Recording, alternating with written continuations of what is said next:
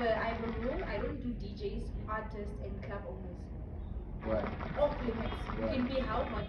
But I'm talking about even for real. Marisa. He was having like an after party at a bunny. Yeah. And he wanted like private meeting. So I was like, no, I'm not a fucking groupie. Guys from out of the country, I think. especially artists and DJs, they'll come and they'll just look for nice time. I'm for it. Even AKA was here. They were having like a party with the Buffalo Party artists, and they wanted to private me. I was like, no, I'm not a fucking groupie.